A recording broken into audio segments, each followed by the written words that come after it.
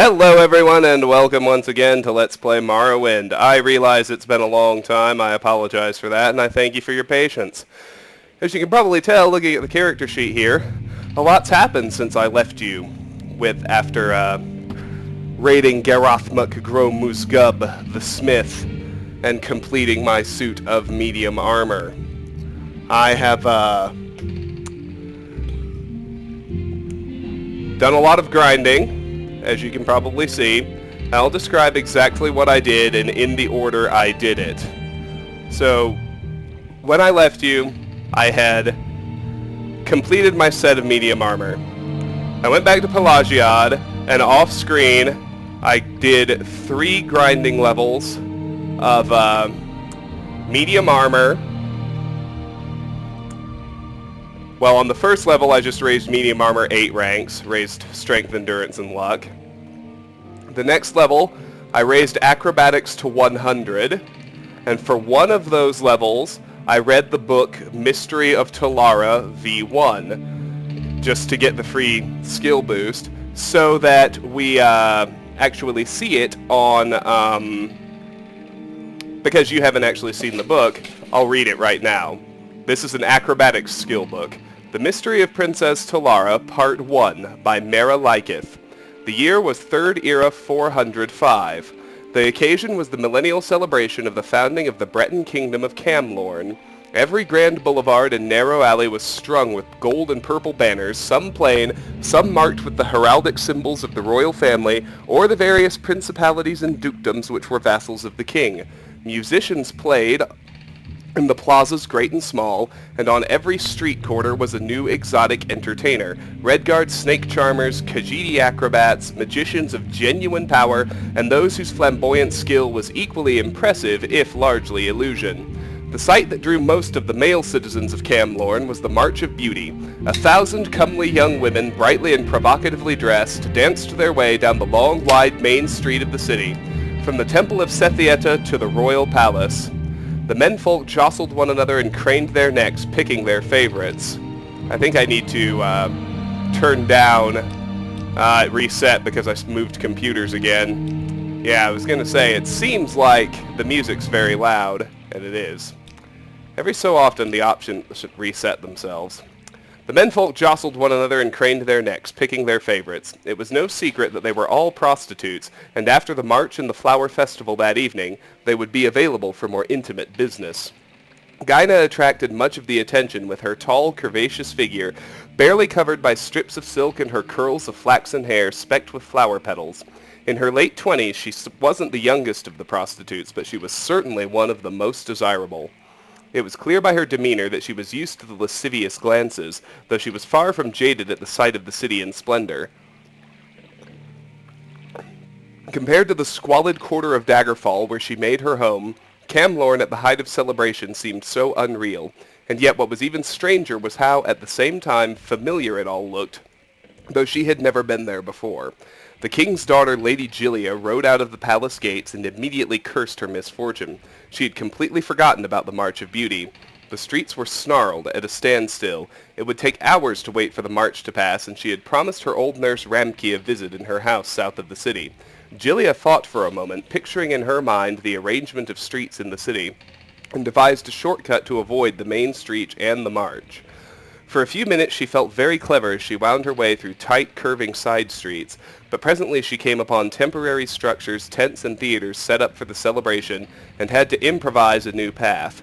In no time at all she was lost in the city where she had lived all but 5 years of her life. Peering down an alley, she saw the main avenue crowded with the March of Beauty. Hoping that it was the tail end and desirous not to be lost again, Lady Gilia guided her horse toward the festival. She did not see the snake charmer at the mouth of the alley, and when his pet hissed and spread its hood, her charge reared up in fear. The women in the parade gasped and surged back at the sight, but Lady Gilia quickly calmed her stallion down. She looked abashed at the spectacle she had caused. "My apologies, ladies," she said with a mock military salute. "It's all right, madam," said a blonde in silk. "We'll be out of your way in a moment." Gilia stared as the march passed by her. Looking at that whore had been like looking in a mirror. The same age, and height, and hair, and eyes, and figure, almost exactly. The woman looked back at her, and it seemed as if she was thinking the same thing. And so Gyna was. The old witches who sometimes came into Daggerfall had sometimes spoke of doppelgangers, spirits that assumed the guise of their victims and portended certain death. Yet the experience had not frightened her. It seemed only one more strangely familiar aspect of the alien city. Before the march had danced its way into the palace gate, she had all but forgotten the encounter. The prostitutes crushed into the courtyard as the king himself came to the balcony to greet them. At his side was his chief bodyguard, a battle mage by the look of him. As for the king himself, he was a handsome man of middle age, rather unremarkable, but Gyna was awed at the sight of him. A dream, perhaps. Yes, that was it. She could see him as she had dreamt of him, high above her as he was now, bending now to kiss her. Not a one of lust as she had experienced before, but one of small fondness, a dutiful kiss. "Dear ladies, you have filled the streets of the great capital of Camlorn with your beauty," cried the king, forcing a silence on the giggling, murmuring assembly. He smiled proudly. His eyes met Gyna's, and he stopped, shaken. For an eternity they stayed locked together before his highness recovered and continued his speech. Afterwards, while the women were all en route back to their tents to change into their costumes for the evening, one of the older prostitutes approached Gyna. "Did you see how the king looked at you? If you're smart, you'll be the new royal mistress before this celebration ends." "I've seen looks of hunger before, and that wasn't one of them," laughed Gyna. "I'd wager he thought I was someone else, like that lady who tried to run us over with her horse. She's probably his kin, and he thought she had dressed up like a courtesan and joined the March of Beauty. Can you imagine the scandal?" When they arrived at the tents, they were greeted by a stocky, well-dressed young man with a bald pate and a commanding presence of authority. He introduced himself as Lord Strail, ambassador to the Emperor himself and their chief patron. It was Strail who had hired them on the Emperor's behalf as a gift to the king and the kingdom of Camlorn. "The March of Beauty is but a precursor to the Flower Festival tonight," he said. Unlike the king, he did not have to yell to be heard. His voice was loud and precise in its natural modulations. "I expect each of you to perform well and justify the significant expense I've suffered bringing you all the way up here. Now hurry, you must be dressed and in position on Cabalster Rock before the sun goes down." The ambassador needn't have worried. The women were all professionals, experts at getting dressed and undressed, with none of the time-consuming measures less promiscuous females required. His manservant Norbuth offered his assistance, but found he had little to do. Their costumes were simplicity itself, soft, narrow sheets with a hole for their heads. Not even a belt was required, so the gowns were open at the sides, exposing the frame of their skin. So it was long before the sun had set that the prostitutes turned dancers were at Cabalster Rock. It was a great wide promontory facing the sea, and for the occasion of the Festival of Flowers, a large circle of unlit torches and covered baskets had been arranged. As early as they were, a crowd of spectators had already arrived. The women gathered in the center of the circle and waited until it was time. Gyna watched the crowd as it grew, and she was not surprised when she saw the lady from the march approaching, hand in hand with a very old, very short, white-haired woman. The old woman was distracted, pointing out islands out at sea. The blonde lady seemed nervous, unsure of what to say. Gyna was used to dealing with uneasy clients, and spoke first. "Good to see you again, madam. I am Gyna of Daggerfall. I'm glad you bear me no ill will because of the horse. The lady laughed, somewhat relieved. "I am Lady Gilia Reyes, daughter of the king." "I always thought that daughters of kings were called princes," smiled Gyna. "In Camlorn, only when they are heirs to the throne. I have a younger brother from my father's new wife, whom he favors," Gilia replied. She felt her head swim. It was madness speaking to a common prostitute, talking of family politics so intimately. "Relative to that subject, I must ask you something very peculiar. Have you ever heard of the Princess Talara?" Gyna thought a moment. "The name sounds somewhat familiar. Why would I have?"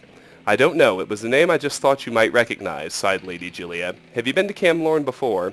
"If I did, it was when I was very young," said Gyna, and suddenly she felt it was her turn to be trusting. Something about the Lady Gilia's friendly and forthcoming manner touched her. "To be honest, I don't remember anything at all of my childhood before I was 9 or 10. Perhaps I was here with my parents, whoever they were, when I was a little girl. I tell you, I think perhaps I was. I don't recall ever being here before, but everything I've seen, the city, you, the king himself, all seem like I've been here before, long ago." Lady Gilia gasped and took a step back. She gripped the old woman who had been looking out to sea and murmuring by the hand. The elderly creature looked to Gilia, surprised, and then turned to Gyna. Her ancient, half-blind eyes sparkled with recognition, and she made a sound like a grunt of surprise. Gyna also jumped. If the king had seemed like something out of a half-forgotten dream, this woman was someone she knew, as clear and yet indistinct as a guardian spirit. I apologize, stammered Lady Julia. This is my childhood nursemaid, Ramke. It's her, the old woman cried, wild-eyed. She tried to run forward, arms outstretched, but Julia held her back. Gyna felt strangely naked and pulled her robe against her body. No, you're wrong, Lady Julia whispered to Ramke, holding the old woman tightly. The Princess Talara is dead, you know that. I shouldn't have brought you here. I'll take you back home. She turned back to Gyna, her eyes welling with tears. The entire royal family of Camlorn was assassinated over 20 years ago. My father was Duke of Aloyne, the king's brother, and so he inherited the crown. I'm sorry to have bothered you. Good night. Gyna gazed after Lady Julia and the old nurse as they disappeared into the crowd, but she had little time to consider all she had heard. The sun was setting, and it was time for the flower festival. 12 young men emerged from the darkness wearing only loincloths and masks and lit the torches. The moment the fire blazed, Gyna and all the rest of the dancers rushed to the baskets, pulling out blossoms and vines by the handful. At first the women danced with one another, sprinkling petals to the wind. The crowd then joined in as the music swelled. It was a mad, beautiful chaos. Gyna leapt and swooned like a wild forest nymph. Then, without warning, she felt rough hands grip her from behind and push her. She was falling before she realized it. She was falling before she understood it. The moment the realization hit, she was closer to the bottom of the 100-foot-tall cliff than she was to the top. She flailed out her arms and grasped at the cliff wall. Her fingers raked against the stone and her flesh tore, but she found a grip and held it. For a moment she stayed there, breathing hard. Then she began to scream. The music and the festival were too loud up above. No one could hear her. She could scarcely hear herself. Below her the surf crashed. Every bone in her body would snap if she fell. She closed her eyes, and a vision came. A man was standing below her, a king of great wisdom and compassion. A king of great wisdom, great compassion. Looking up, smiling. A little girl, golden-haired, mischievous, her best friend and cousin, clung to the rock beside her. The secret to falling is making your body go limp, and with luck you won't get hurt, the girl said. She nodded, remembering who she was. 8 years of darkness lifted. She released her grip and let herself fall like a leaf into the water below.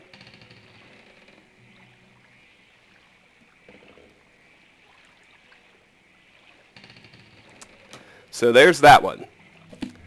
So with that acrobatics to 100, obviously I couldn't use acrobatics to raise strength anymore. So I actually had to switch gears for a level.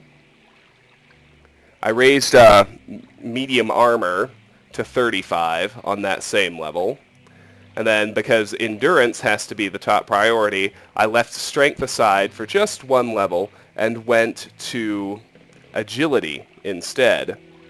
So I raised agility at first by doing marksman in coordination, or in conjunction with medium armor.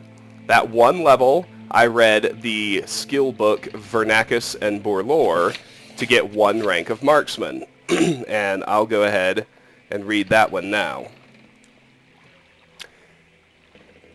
Just as soon as I finally actually take it off my book list.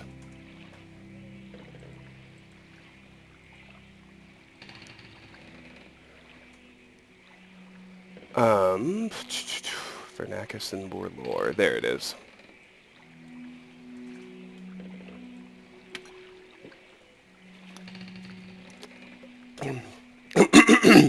Vernacus and Borlore by Tabby Dromio. Hallgerd walked into the king's ham that lordous evening, his face clouded with sadness. While he ordered a mug of grief, his mates Garaz and Jomara joined him with moderately sincere concern. "What's wrong with you, Hallgerd?" asked Jomara. "You're later than usual, and there's a certain air of tragedy you've dragged in with you. Have you lost money, or a nearest and dearest?" "I haven't lost any money," Hallgerd grimaced. "But I've just received word from my nephew that my cousin Aliok has died. Perfectly natural, he says, just old age. Aliok was 10 years younger than me." "Oh, that's terrible. But it goes to show that it's important to savor all of life's possibilities, because you never know when your time is coming," said Garaz, who had been sitting at the same stool at the Smoky Corner Club for the last several hours. He was not one cursed with self-awareness. "Life's short, all right," agreed Jomara. "But if you'll pardon a sentimental thought, few of us are aware of the influence we'll have after our deaths. Perhaps there's comfort there. For example, have I told you the story about Vernacus and Borlore? I don't believe so," said Hallgerd. Vernacus was a Daedra, said Jomara, throwing a few dribbles of flint on the hearth to cast the proper mood. And though our tale took place many, many years ago, it would be fair to say that Vernacus still is one, for what after all is time to the immortal Daedra? Actually, Garaz interrupted, I understand that the notion of immortality... I am trying to offer our friend an inspirational tale in his hour of need, Jomara growled. I don't have all bloody night to tell it if you don't mind. You wouldn't have heard of Vernacus, said Jomara, abandoning the theme of immortality for the time being, for even at the height of his power and fame he was considered feeble by the admittedly high standards of the day. Of course, this lack of respect infuriated him, and his reaction was typical of Lesser Daedra. He went on a murderous rampage. Soon word spread through all the villages in the Colovian West of the unholy terror. Whole families had been butchered, castles destroyed, orchards and fields torched and cursed so nothing would ever grow there again. To make things even worse for the villagers, Vernacus began getting visitations from an old rival of his from Oblivion. She was a Daedrous seducer named Horavatha, and she delighted in taunting him to see how angry she could make him become. You flooded a village and that's supposed to be impressive, she would sneer. Try collapsing a continent and maybe you'll get a little attention. Vernacus could become pretty angry. He didn't come very close to collapsing the continent of Tamriel, but it wasn't for lack of trying. A hero was needed to face the mad Daedra, and fortunately one was available. His name was Borlor, and it was said that he had been blessed by the goddess Kinnereth. That was the only explanation for his inhuman accuracy with his bow and arrow, for he never missed a target. As a child, he had driven his marksmanship tutors wild with frustration. They would tell him how to plant his feet, how to knock a bolt, the proper grip for the cord, the best method of release. He ignored all the rules, and somehow, every time, the arrow would catch a breath of wind and sail directly to his target. It did not matter if the quarry was moving or still, at very close range or miles away. Whatever he wanted to strike with his arrow would be struck. Borlor answered the call when one of the village mayors begged him for help. Unfortunately, he was not as great a horseman as he was an archer. As he rode through the forest toward the mayor's town, a place called Avensicon, Vernacus was already murdering everyone there. Horavatha watched and stifled back a yawn. Murdering a small-town mayor isn't going to put you in famous company, you know. What you need is a great champion to defeat. Someone like Iskramor, Pellinal Whitestrake, or she stared at the figure emerging from the forest. That fellow. Who's he? Growled Vernacus, between bites of the mayor's quivering body. The greatest archer in Tamriel. He's never missed. Borlor had his bow strung and was pointing it at the Daedra. For a moment, Vernacus felt like laughing. The fellow was not even aiming straight, but he had a well-honed sense of self-preservation. There was something about the man's look of confidence that convinced the Daedra that Horavatha wasn't lying. As the bolt left the bow, Vernacus vanished in a sheet of flame. The arrow impaled a tree. Borlor stood and stared. He had missed a target. In Oblivion, Vernacus raged. Fleeing before a mortal man like that, not even the basest scamp would have been so craven. He had exposed himself for the weak, cowardly creature he was, as he considered what steps to take to salvage the situation. He found himself face to knee with the most fearsome of the Daedric princes, Molag Bal. I never thought anything much of you, Vernacus, the giant boomed. But you have more than proven your worth. You have shown the creatures of Mundus that the Daedra are more powerful than the blessings of the gods. The other denizens of Oblivion quickly agreed, as they always did, with the view of Molag Bal. The Daedra are, after all, always very sensitive about their various defeats at the hands of mortal champions. Vernacus was proclaimed the elusive beast, the unpursuable one, he who cannot be touched, the bane of Kinnereth. Shrines devoted to him began to be built in remote corners of Morrowind and Skyrim. Borlor, meanwhile, now found flawed, was never again called to rescue a village. He was so heartbroken over his failure to strike his target that he became a hermit and never restrung his bow again. Some months later he died, unmourned and unremembered. Is this really the tale you thought would cheer me? Asked Talgard incredulously. I've heard the King of Worms told more inspirational stories. Wait, smiled Jomara. I'm not finished yet. For a year's time, Vernacus was content to watch his legend grow and his fledgling worship spread from his home in Oblivion. He was, in addition to being cowardly and inclined toward murderous rages, also a very lazy creature. His worshippers told tales of their master avoiding the bolts of 1,000 archers, of moving through oceans without getting wet, and other feats of avoidance that he would rather not have to demonstrate in person. The real story of his ignominious retreat from Borlore was thankfully forgotten. The bad news, when it came, was delivered to him with some relish by Horavatha. He had delighted in her jealousy at his growing reputation, so it was with a cruel smile she told him, "Your shrines are being assaulted." "Who dares?" he roared. "Everyone who passes them in the wilderness feels the need to throw a stone," Horavatha purred. "You can hardly blame them. After all, they represent he who cannot be touched. How could anyone be expected to resist such a target?" Vernacus peered through the veil into the world of Mundus and saw that it was true. One of his shrines in Colovian West Country was surrounded by a large platoon of mercenary soldiers who delighted in pelting it with rocks. His worshippers huddled inside, praying for a miracle. In an instant he appeared before the mercenaries, and his rage was terrifying to behold. They fled into the woods before he even had a chance to murder one of them. His worshippers threw open the wooden door to the shrine and dropped to their knees in joy and fear. His anger melted. Then a stone struck him, then another. He turned to face his assailants, but the air was suddenly filled with rocks. Vernacus could not see them, but he heard mercenaries in the woods laugh. "It's not even trying to move out of the way. It's impossible not to hit him," guffawed another. With a roar of humiliation, the Daedra bounded into the shrine, chased by the onslaught. One of the stones knocked the door closed behind him, striking him in the back. His face broke, anger and embarrassment disappearing, replaced by pain. He turned shaking to his worshippers, who huddled in the shadows of the shrine, their faith shattered. "Where did you get the wood to build this shrine?" Vernacus groaned. "Mostly from a copse of trees near the village of Avensicon," his high priest shrugged. Vernacus nodded. He dropped forward, revealing the deep wound in his back. A rusted arrowhead, buried in a whorl in the wood of the door, had jolted loose in the assault and impaled him. The Daedra vanished in a whirlwind of dust. The shrines were abandoned shortly thereafter, though Vernacus did have a brief resurgence as the patron spirit of limitations and impotence, before fading from memory altogether. The legend of Borlore himself never became very well known either, but there are still some who tell the tale, like myself, and we have the advantage of knowing what the great archer himself didn't know on his deathbed. His final arrow found its target after all. And so, on that level, I raised agility, endurance, and luck, and that maxed out endurance.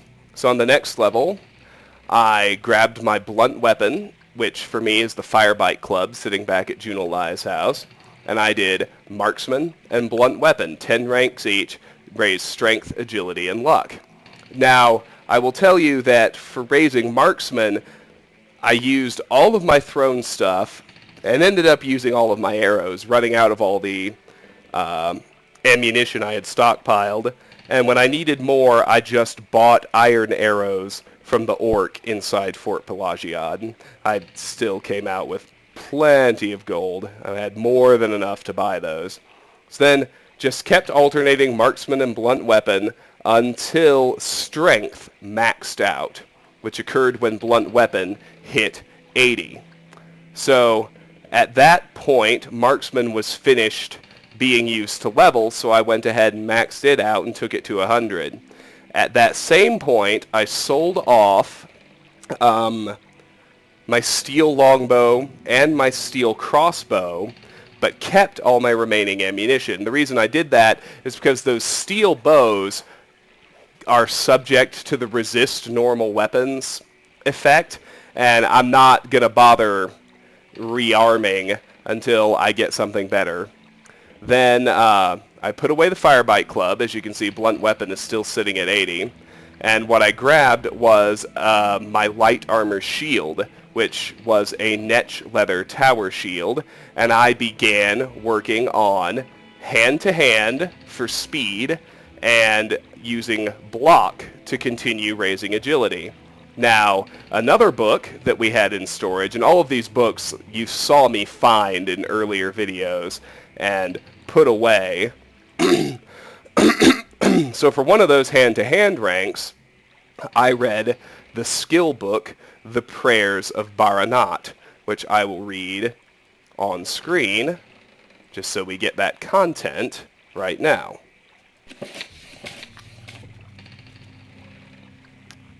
The Prayers of Baranat, a traditional myth. When the Lady Ginevra was kidnapped from her estate and held for ransom, her mother sent word out that whoever rescued her would be allowed to marry her and inherit the land. Unfortunately, in those troubled days, kidnappings, murders, and thievery were rampant, and there was a dearth of able-bodied adventurers for such assignments. In fact, the only person who answered her call was a skinny little fellow named Baranat. "You are certainly brave, but I fear you would never survive," said the old woman. "My daughter, you see, has been kidnapped by the Corabale brothers, whose physical prowess is the stuff of legend." "My lady," said Baranat, "when I was born I was blessed by Vivek, Almalexia, and Sothasil, and I have the ear of the saints. If I run into any trouble, I'll call on them to aid my quest." Doubtful, but having no other prospects, the old woman sent Baranat off, explaining that the four brothers' camp was to the north. In the center of the camp, the eldest and most powerful brother, Aaron Corabale, was holding Lady Ginevra personally. Each of his brothers guarded a different post along the valley. Baranat would have to defeat each to rescue the lady. Baranat rode many miles through the northern swamps before he came to the first of the brothers' guard posts. There he saw Vanus Corabale, the youngest of the brothers, watching the valley for intruders. Vanus was known to be faster than the wind, a warrior who could thrash his opponents before they even unsheathed their weapons. Baranat took a look at his sad, cut-rayed iron blade and prayed to the saints. St. Veloth the Pilgrim appeared before Baranat in shining robes and smiled upon him. "Baranat, put down your blade and I will make you swifter than a bolt of lightning."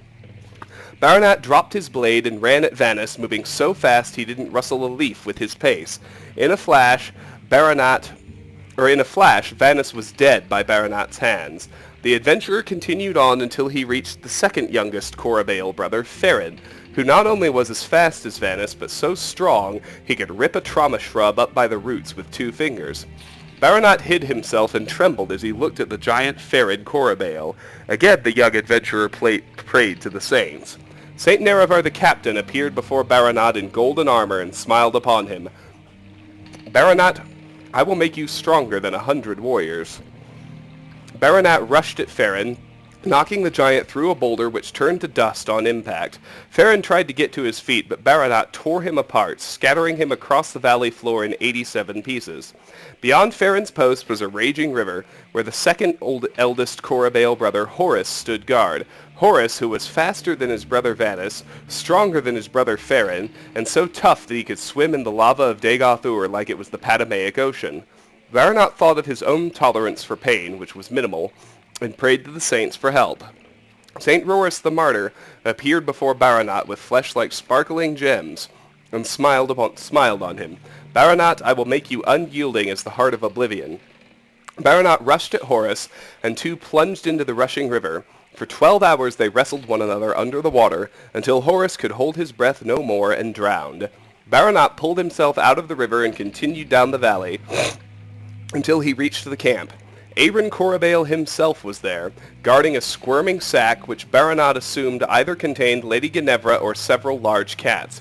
The young adventurer quailed at the prospect of doing battle with Aaron Corabale, the swiftest, strongest, sturdiest, and most accomplished fighter of the brothers. He prayed to the saints for help. Saint Olms the Just appeared before Baranat in a burst of flame and smiled on him. "Baranat, I will make you more cunning in battle than the most dangerous of Daedra." Baranat walked calmly into the camp and began battle with Aaron Corabale.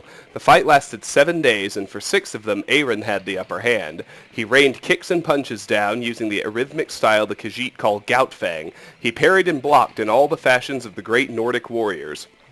He maintained his balance, coordination, speed, strength, timing, and tactics as the moons rose and fell from the sky. But on the 7th day, as he was preparing his killing blow, he suddenly stopped, eyes wide open. The blood drained from his face, and he realized the trap he had stepped into, a trap with no escape. With 3 quick flashes of his hand, Baranat completed the cycle of blood, the old Red Guard fighting style he had begun on day 1. Aaron Corabale breathed no more. The young adventurer ran to open the sack where Lady Ginevra lay. His first surprise. She had a face like a droog, and as she began to berate him for taking his time, he realized that she had a very, very, very unpleasant personality as well. Several days later, when they were back at the old woman's court, he discovered that the estate that he would be inheriting was utterly dissolute by decades of blight storms and poor crops. St. Delan the Wise watched the young adventurer from a cloud in the sky and smiled on him. Baranat, before you fight, find out what you're fighting for. So in that one, like I mentioned, I used hand-to-hand and block to raise speed, agility, and luck. Similarly, the fourth skill book I have in my inventory now, one that I had stashed earlier, is a block skill book known as the Mirror, which I read to get one of those ranks, and we'll go ahead and read on screen right now so I can take it off the book list. The Mirror, where are you? There it is. The Mirror by Bertier Reens. The wind blew over the open plain, jostling the few trees within to move back and forth with the irritation of it. A young man in bright green turban approached the army and gave his chieftain's terms for peace to the commander. He was refused. It was to be battle, the Battle of Ain Kulur.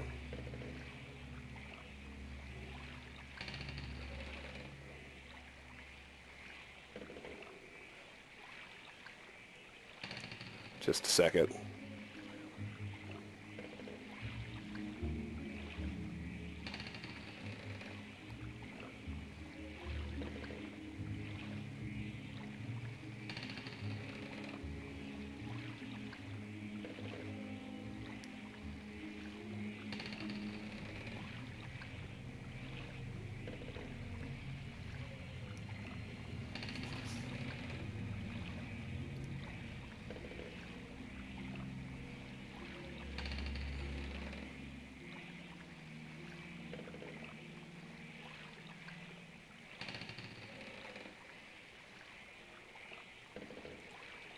All right.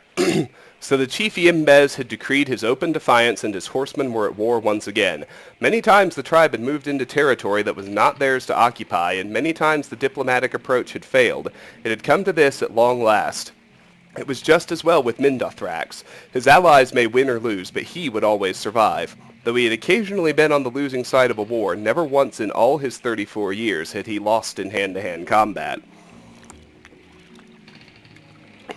The two armies poured like dual frothing streams through the dust, and when they met a clamor rang out, echoing into the hills. Blood, the first liquor the clay had tasted in many a month, danced like powder. The high and low battle cries of the rival tribes met in harmony as the armies dug into one another's flesh. Mindothrax was in the element he loved. After 10 hours of fighting with no ground given, both commanders called a mutual and honorable withdrawal from the field. The camp was positioned in a high-walled garden of an old burial ground adorned by springtide blossoms. As Mindothrax toured the grounds, he was reminded of his childhood home. It was a happy and a sad recollection. The purity of childhood ambition, all of his schooling in the ways of battle, but tinged with memories of his poor mother. A beautiful woman looking down at her son with both pride and unspoken sorrow. She never talked about what troubled her, but it came as no surprise to any when she took the walk across the moors and was found days later, her throat slit open by her own hand. The army itself was like a colony of ants, newly shaken. Within a half-hour's time after the end of the battle, they had reorganized as if by instinct. As the medicos looked to the wounded, someone remarked with a measure of admiration and astonishment, "Look at Mindothrax. His hair isn't even out of place." "He is a mighty swordsman," said the attending physician. "The sword is a greatly overvalued article," said Mindothrax, nevertheless pleased with the attention. "Warriors pay too much attention to striking and not enough in defending strikes. The proper way to go into battle is to defend yourself and to hit your opponent only when the ideal moment arises." "I prefer a more straightforward approach," smiled one of the wounded. "It is the way of the horsemen. If it is the way of the Biolse tribes to fail, then I renounce my heritage," said Mindothrax, making a quick sign to the spirits that he was being expressive, not blasphemous. Remember what the great blade master Gaiden Shinji said? "The best techniques are passed on by the survivors." I have been in 36 battles, and I haven't a scar to show for them. That is because I rely on my shield, and then my blade, in that order. "What is your secret?" Think of melee as a mirror. I look to my opponent's left arm when I am striking with my right. If he is prepared to block my blow, I blow not. Why exert undue force? Mindothrax cocked an eyebrow, but when I see his right arm tense, my left arm goes to my shield. You see, it takes twice as much power to send force than it does to deflect it. When your eye can recognize whether your opponent is striking from above or at an angle or in an uppercut from below, you learn to pivot and place your shield just so to protect yourself. I could block for hours if need be, but it only takes a few minutes or even seconds for your opponent, used to battering, to leave a space open for your own strike. What was the longest you've ever had to defend yourself? Asked the wounded man. I fought a man once for an hour's time, said Mindothrax. He was tireless with his bludgeoning, never giving me a moment to do aught but block his strikes. But finally, he took a moment too long in raising his cudgel, and I found my mark in his chest. He struck my shield 1,000 times, and I struck his heart but once, but that was enough. So he was your greatest opponent? Asked the medico. Oh, indeed not, said Mindothrax, turning his great shield so the silvery metal reflected his own face. There is he. The next day the battle recommenced. Chief Imbez had brought in reinforcements from the islands to the south. To the horror and disgrace of the tribe, mercenaries, renegade horsemen, and even some Reachman witches were included in the war. As Mindothrax stared across the field at the armies assembling, putting on his helmet and readying his shield and blade, he thought again of his poor mother. What had tortured her so? Why had she never been able to look at her son without grief? Between sunrise and sundown, the battle raged. A bright blue sky overhead burned down on the combatants as they rushed against one another over and over again. In every melee, Mindothrax prevailed. A foe with an axe rained a series of strokes against his shield, but every one was deflected until at last Mindothrax could best the warrior. A spear maiden nearly pierced the shield with her first strike, but Mindothrax knew how to give with the blow, throwing her off balance and leaving her open for his counterstrike. Finally he met a mercenary on the field, armed with shield and sword and a helm of golden bronze. For an hour and a half they battled. Mindothrax tried every trick he knew. When the mercenary tensed his left arm, he held back his strike. When his opponent rose his sword, his shield rose too and expertly blocked. For the first time in his life, he was battling another defensive fighter. Stationary, reflective, with energy to battle for days if need be. Occasionally, another warrior would enter into the fray, sometimes from Mindothrax's army, sometimes from his opponent's. These distractions were swiftly dispatched, and the champions returned to their fight. As they fought, circling one another, matching block for blow and blow for block, it dawned on Mindothrax that here at last he was fighting the perfect mirror. It became more a game, almost a dance, than a battle of blood. It was not until Mindothrax missed his own steps, striking too soon, throwing himself off balance, that the promenade was ended. He saw, rather than felt, the mercenary's blade rip across him from throat to chest. A good strike, the sort he himself might have delivered. Mindothrax fell to the ground, feeling his life passing. The mercenary stood over him, prepared to give his worthy adversary the killing blow. It was a strange, honorable deed for an outsider to do, and Mindothrax was greatly moved. Across the battlefield he heard someone call a name, similar to his own. Jurifax! The mercenary removed his helmet to answer the call. As he did so, Mindothrax saw through the slits of his helmet his own reflection in the man. It was his own close-set eyes, red and brown hair, thin and wide mouth, and blunt chin. For a moment he marveled at the mirror before the stranger turned back to him and delivered the death stroke. Jurifax returned to his commander and was well paid for his part in the day's victory. They retired for a hot meal under the stars in a garden by an old cairn that had previously been occupied by their foes. The mercenary was strangely quiet as he observed the land. "Have you been here before, Jurifax?" asked one of the tribesmen who had hired him. "I was born a horseman just like you. My mother sold me when I was just a babe. I have always wondered how my life might have been different had I not been bartered away. I might never have been a mercenary." "There are many things that decide our fate," said the witch. "It is madness to try to see how you might have taken this turn or that in the world. There are none exactly like yourself, so it is foolish to compare." "But there is one," said Jurifax, looking to the stars. "My master, before he set me free, said that my mother had twin sons when I was born. She could only afford to raise but one child, but somewhere out there is a man just like me, my brother. I hope to meet him." The witch saw the spirits before her and knew the truth that the twins had met already. She remained silent and stared into the fire, banishing the thoughts from her head, too wise to tell all. So with that, I used hand-to-hand and block to raise speed and agility, and of course luck, and I trucked right along with that until agility was maxed, which you can see right here, raised block to 90. Then, because I'm still raising speed, I raised hand-to-hand 10 more ranks to 80, and that is it for the skill grinding I did off screen. Now there's one other thing I did, well, a few other things that I need to catch you up on. I went back to Lela's Birion because she was a spell maker, and although I haven't done anything with them yet, I used her to create training cantrips for each of the 6 schools of magic. So I created a single point minimum duration on touch spell for an effect out of each school, so that it would only cost 1 magicka to cast.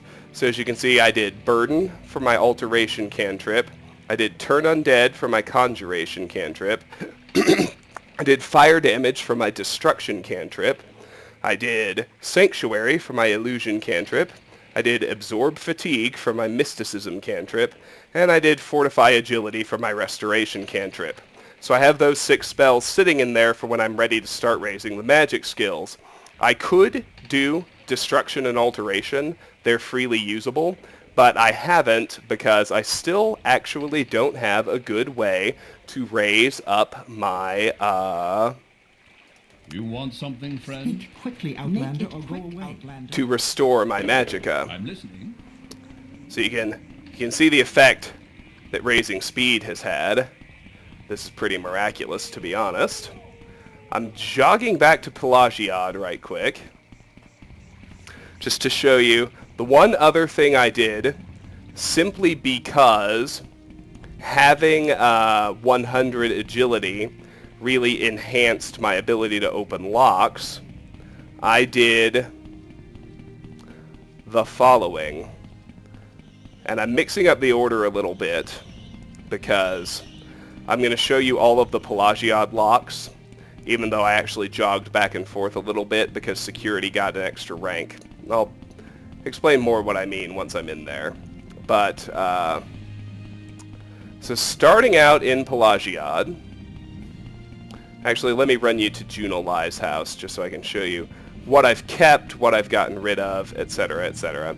I'm rocking my Dark Brotherhood armor, the full suit of it, with no shield, because that currently gets me the maximum armor rating with the skill configuration that I have.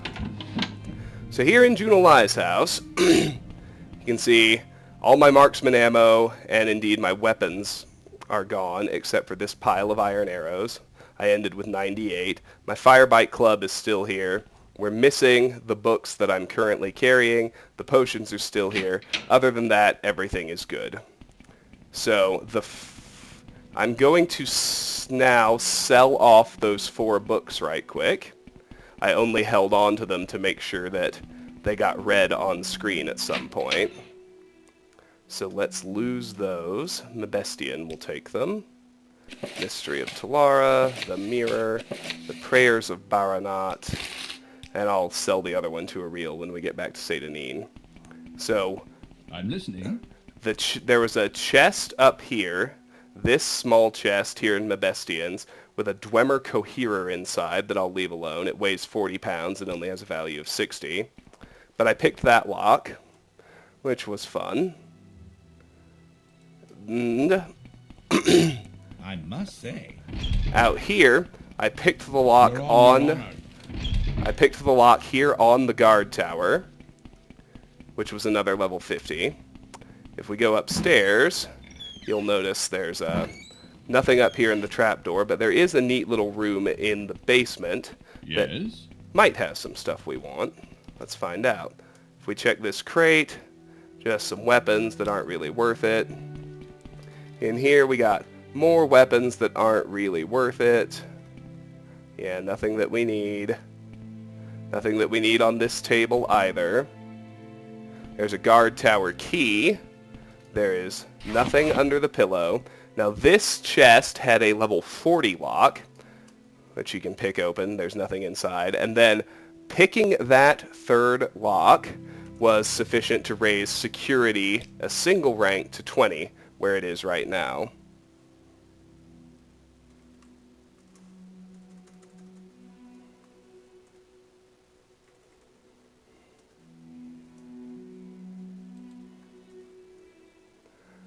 Just a minute.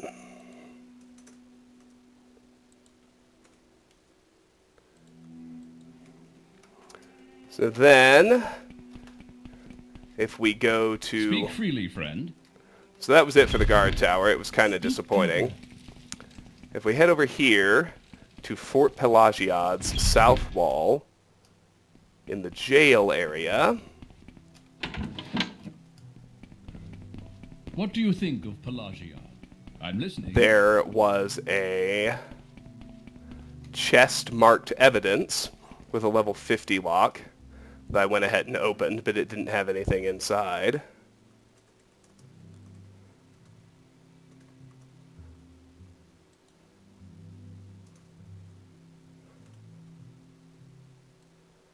And then before we leave, even though I did this later, you could do it. You could certainly do it at that point with security Speak freely, friend. at 20. You want something, friend? I was able to open a level 60 lock, which was the chest over here inside Ferucius Salus's house. And I was able to do all of this just with Journeyman's lockpick. Now in here, there's some stuff I actually want. 10 gold, Journeyman's lockpick, Journeyman's probe. I'll take that scuttle too. Not bad. Make a new Fortify Fatigue potion. And this actually shows me something, or Restore Fatigue. This actually shows me something, reminds me of something cool. The good skooma pipe actually serves as a really, really low quality retort, but it's an alchemy apparatus that improves our potions a little bit as long as it's in our inventory. So certainly no reason not to have it. So before I head back to Satanin, I'm just going to drop that one extra Restore Fatigue potion I just made, which I think is that one. I'll drop it on the bench. That's a little more clearly distinct. And then we'll only have... Then I'm going to put away these thief tools I'm carrying around, all except for one spare, like I generally do. No need to carry apprentice gear at all. I can put all of these Journeyman's probes down because I've got unused masters. You'll see I'm carrying 2 apprentices' armors, hammers. That's just to use them up. I used up all the other good stuff, and I've still got my 10 standard repair prongs. So, let's jog back to Satanin. We're actually almost caught up with everything I did. And then I'll probably end the video just on that recap after explaining what I plan to do next.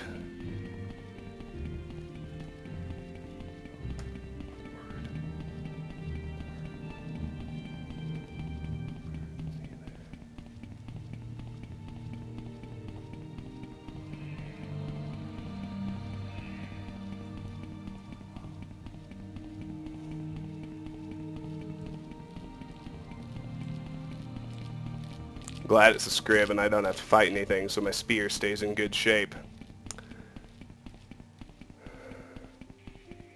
So you'll notice I'm back to using my Dwarven Halberd because it is, between it, I've got 2 weapon skills that are I'm completely free to use, Marksman and Spear.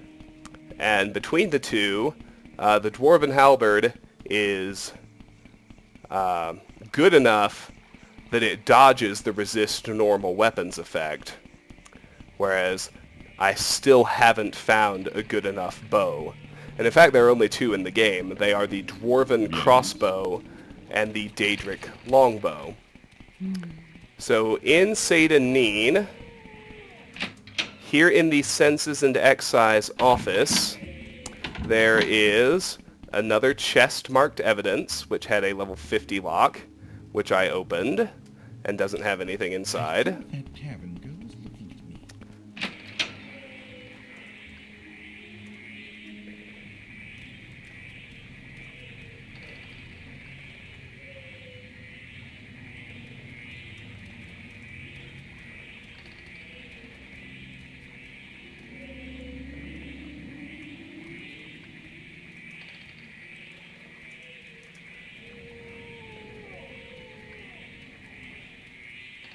Sorry, just a second. Just finally catching up on all my notes.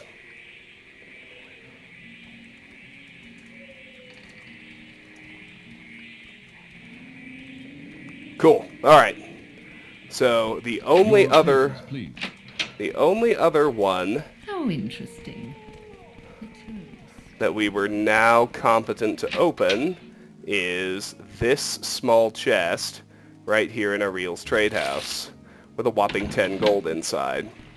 And now what I'm going to do next, at level 22, with agility and strength and endurance all at 100, with 96 armor from my Dark Brotherhood gear and a Dwarven halberd, I actually think we can take on the Siege at Firemoth plugin.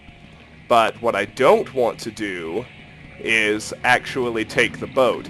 I would like to keep the other adventurers alive, which pretty definitely entails swimming to the island. So I am going, well, nah, I'll just take the boat. I don't really care if they survive. So now let's talk to Silmdar here on the dock. Are you ready to sail to Firemoth Fort? Yes. Hold on and we're on our way. I really don't have time for this, so make it quick. So there's Silmdar and his boat. There's Hurondir, Aranil, and Mara. And we're just on this nice big ring of islands. And next time on Let's Play Morrowind, we will actually tackle the Siege at Firemoth plugin. Until then, thank you so much for watching, and thank you once again for your patience between videos. If you enjoy my videos, please consider clicking an ad, liking, sharing, or subscribing, any or all of which will really help me out. Regardless, please know that I really do appreciate the time you spend watching, and hope you have a fantastic day. Bye-bye.